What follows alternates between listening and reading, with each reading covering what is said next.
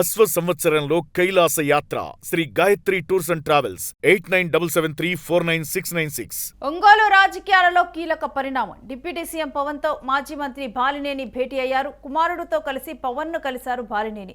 జనసేనలో చేరినప్పటి నుంచి బాలినేనికి సరైన గుర్తింపు దక్కటం లేదంటూ ప్రచారం జరుగుతోంది. సొంత గూటికి వెళ్తారని జోరుగా ప్రచారం ఊపందుకుంది. ఇటీవల కార్పొరేటర్ల సమావేశంలో బాలినేని భావోద్వేగానికి గురయ్యారు. కొన్ని చెప్పలేని కారణాల వల్లే వైసీపీని వీడానంటూ వెల్లడించారు. తాజాగా పవన్ ని కలవటంతో రాజకీయంగా ఇప్పుడు ప్రాధాన్యత సంతరించుకుంది. బాలినేనికి ఏదైనా కీలక పదవి కట్టబెట్టే అవకాశం ఉందంటూ కూడా జనసేన నేతలంటూ ఉన్నారు. కుమారుడు ప్రణీత్ రెడ్డిని పవన్ కు పరిచయం చేశారు బాలినేని. ఇక బాలినేని వారసుని రాజకీయాల్లోకి తెచ్చే ప్రయత్నాలు కొనసాగుతున్నట్లుగా తెలుస్తోంది.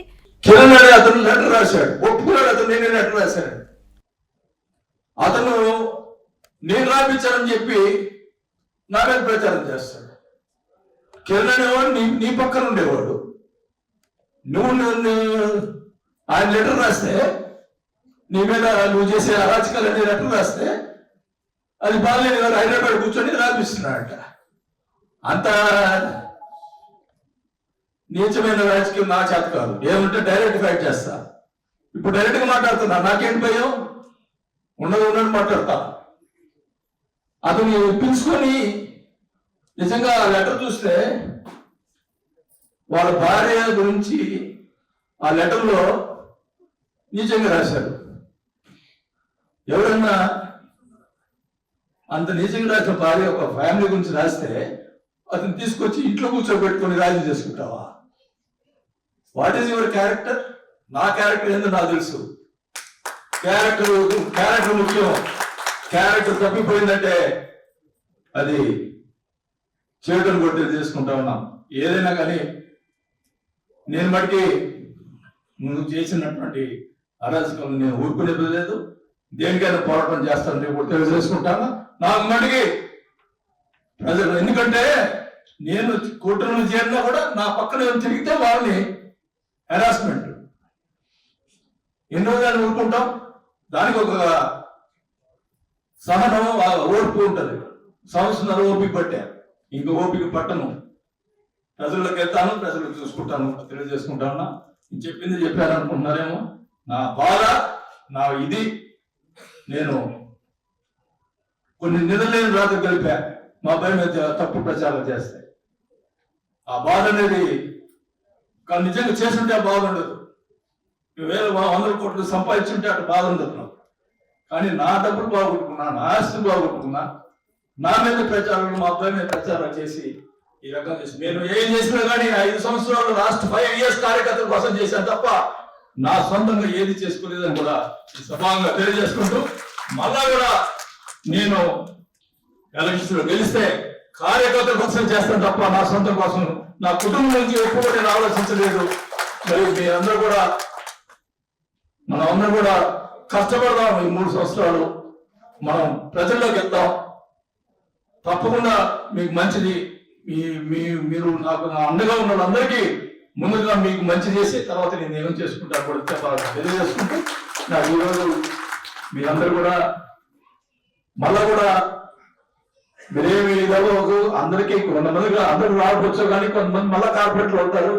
అది నా గ్యారంటీ. మీరు సొంతంగా ఇండిపెండెంట్ గా తెలుసుకునే అవకాశం నేను చూసుకుంటాను కూడా తెలియజేసుకుంటాను. ఖచ్చితంగా మన జనసేన నుంచి టికెట్ తెచ్చుకుందాం. మనము ఖచ్చితంగా కార్పొరేట్లు మనం గెలిపించుకునే. ఇక ఈ అంశం గురించిన డీటెయిల్స్ మా ప్రతినిధి లక్ష్మీనారాయణ అడిగి తెలుసుకుందాం. ఎస్ లక్ష్మీనారాయణ, బాలినేని జనసేనలో చేరటం కన్ఫర్మ్ అయిపోయిందా? రేణుశ్రీ, ప్రధానంగా ఇక్కడ బాలినేని శ్రీనివాసరెడ్డి గురించి ఒక ముఖ్యమైన విషయం.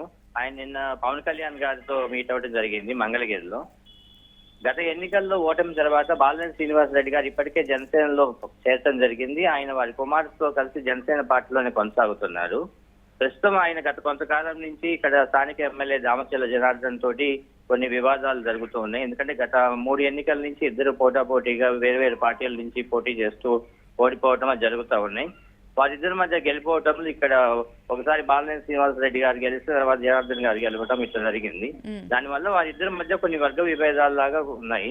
దానిపైన గత కొంతకాలంగా ఇద్దరు రాజకీయ పార్టీలతో సంబంధం లేకుండా ఇవి తమ వ్యక్తిగత మాటలంటూ ఒకరిపై ఒకరు విమర్శలు చేసుకోవడం, దానికి ఇతరులు సమాధానం చెప్పడం జరుగుతూ ఉంది. కానీ ఇక్కడ ముఖ్యంగా గమనించాల్సిన విషయం ఏంటంటే నిన్న జనసేన అధినేత పవన్ కళ్యాణ్ గారిని బాలినేని శ్రీనివాసరెడ్డి ఆయన కుమారుడితో కలిసి కలవటం జరిగింది. జరిగినప్పుడు గత కొంతకాలం నుంచి బాలినేనికి జనసేనలో తగిన గౌరవం లభించడం లేదు, ఆయన మళ్ళీ వైఎస్ఆర్సీపీ పార్టీకి వెళ్ళిపోతారని చెప్పి చర్చ నడుస్తూ ఉంది.